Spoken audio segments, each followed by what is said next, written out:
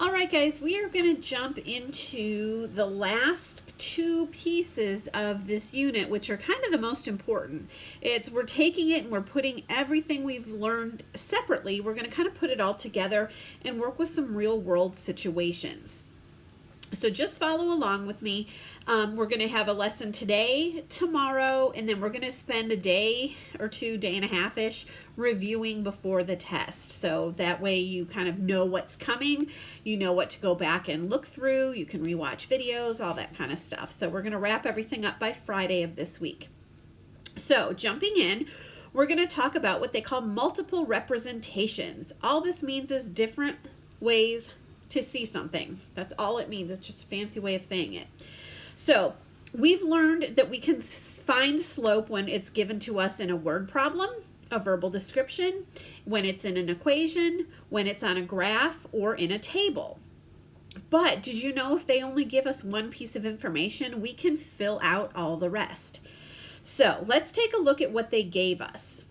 In the example, they gave me a verbal description. They told me that a baby giraffe measures 6 feet tall when it's born, and it grows an average of 1/2 of a foot each month. All right. So I have to ask myself, what is my,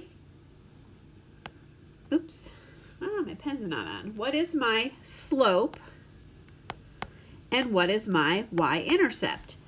Because in order to write my equation over here, I need to know those two pieces of information.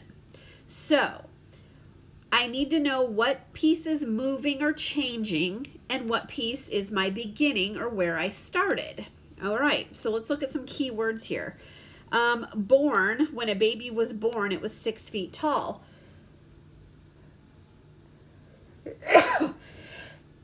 Excuse me, I had to sneeze.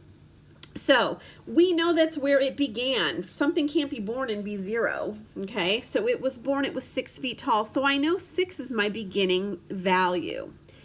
Then it says it grows an average of 1/2 a foot each month. So each month, that's going to change. It's going to be a 1/2 foot, but every time I add a month to that, that number's going to change.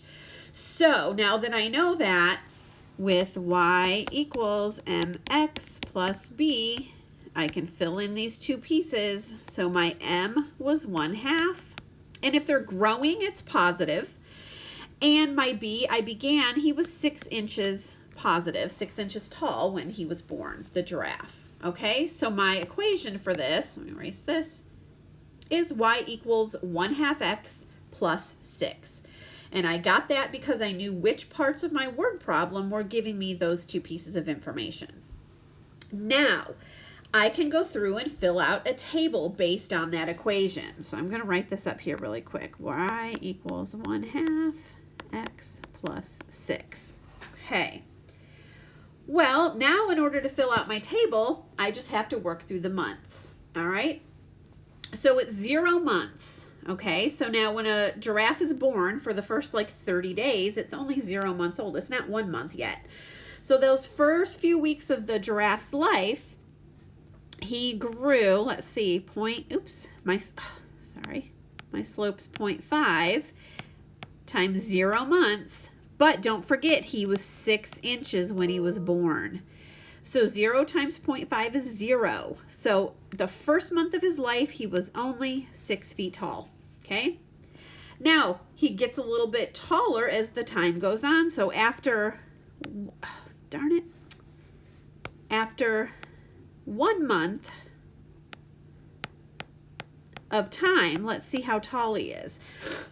So 1/2 or 0.5 times 1 is 0.5, and then I still have my 6. So now he's 6.5 inches tall. All right. So we just continue the same pattern.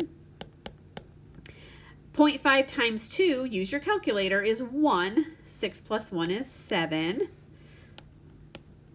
0.5 times 3 plus 6, that's going to be 1.5. That's going to become 7.5. Can you see a pattern here? 6, 6.5, 7, 7.5. I bet we can predict this one's going to be 8. Let's see. It sure is. This is going to be 8.5. This is going to be 9. I can just kind of predict this once I have that. But here's kind of the work to go along with it. Okay, there's my table, guys. Now I can go take this information from my table and put it on my graph. So in order to mark my graph, I'm going to go ahead and mark some points. I'm just going to go by ones since I'm working with numbers that are pretty small.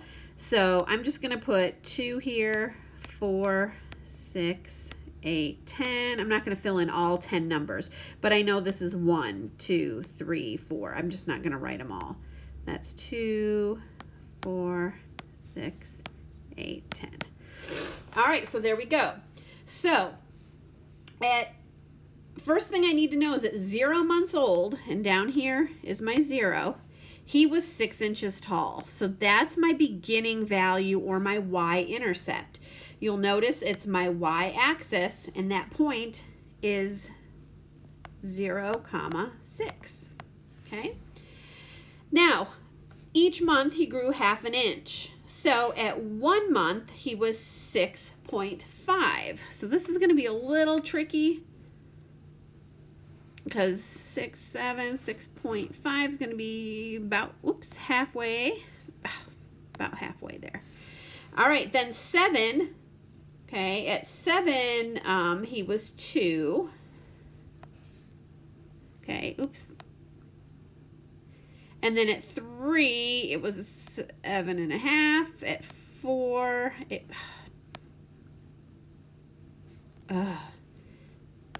okay, at 4 it was 8. Do you kind of see my pattern here? I'm going up 1/2 each time. All right, so there's my beautiful line there. So I have my graph done.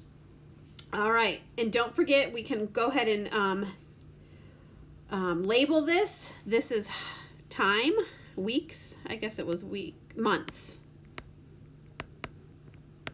And this is in feet. Okay.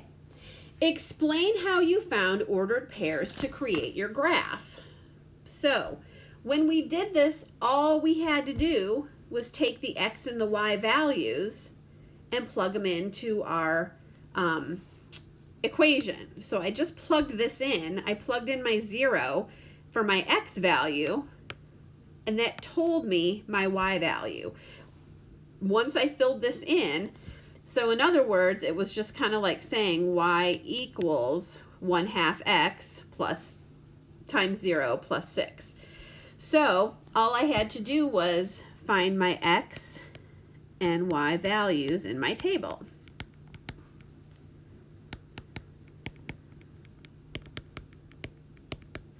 What is the slope of the graph? All right, well, let's go ahead and take a look. We can do rise and run. And for this, I'm going to pick easy points that I can see that are actually on lines. I don't want to do those halfway points. So I'm going to rise 1 and run 2. Okay, so my slope is 1/2. Well, what does it mean? In my example of 1/2, 1/2 what? Oh, it's 1/2 of an inch per month is what that's talking about. Okay, oh, sorry, 1/2 of a foot. I keep doing that. I keep thinking inches. 1/2 of a foot per month. So that's kind of like finding my unit rate. What is the y-intercept of the graph, and what does it represent? Okay, and again, that's my 6, my y-intercept. And in this example, it was how many feet he was born, or where he started. So starting height at birth. Okay, what does the ordered pair 9, 10.5 represent in the context of the situation? Okay, so we don't have this on our graph. This would be if we started down here at 9 and went up, and it's off my graph. It would be up there above the 10. So what would that mean? Well, it's the same as what the rest of my graph would mean. It would mean that in 9 months, My giraffe would be 10.5 feet tall. Okay, because all we're doing is reading the graph that we just made. Okay, so again, how many months? 9. And then how many feet? 10.5, all the way up there. Okay, and we can predict even the future, which number 5 says if the giraffe is 12 feet tall, how many months old is it? Well, I don't know. That's way off my graph. I didn't go that far. Okay, that would be going all the way, let's see, up here somewhere, and I have to kind of figure out where it would be over there, how many months. So the easiest way to do this, in my opinion, is to go in and you can plug in your information. So if I know his height, I know he's 12 feet tall. That's my Y value. It would be like if I had a 12 here. Then I can say 12 equals 1/2 x plus 6. Well, guys, I have an equation on my hands, a regular old-fashioned equation that we've worked with so many times before. So I can go ahead and solve this equation. I can subtract 6 from both sides. 12 minus 6 is 6. And that's gone now. So I have, sorry, this got kind of messy here. I have negative 6, sorry, I have 6 equals 1/2 x. Well, now in order to get rid of that, I have to multiply by the reciprocal. Multiply by 2 over 1. Remember, that cancels it out, and I'm left with x. But if I multiply this side by 2, I have to multiply this side by 2. Oops, sorry, by 2. And 2 times 6 is 12. Now I'm going to check myself. Let's see. So another way I can go back now and say 0.5. Oh my goodness. 0.5 times 12 plus 6. Put this in your calculator. 0.5 times 12 is 6. 6 plus 6 sure does equal 12. Okay? So I know at 12 feet, he'll be 12. At 12 months old, at a year, he will be 12 feet tall. Okay? So that's kind of how we're going to work with these. You're only going to have one, I believe, on the test. So we're going to do practice with a couple more so you kind of really get this. All right, now in this example, they gave me the equation, but they didn't give me anything else. Now, notice here, they told me I'm talking about pizza and toppings. So I already kind of know what kind of problem I'm working with. I'm working with food. And so we're going to have to figure out how to describe this.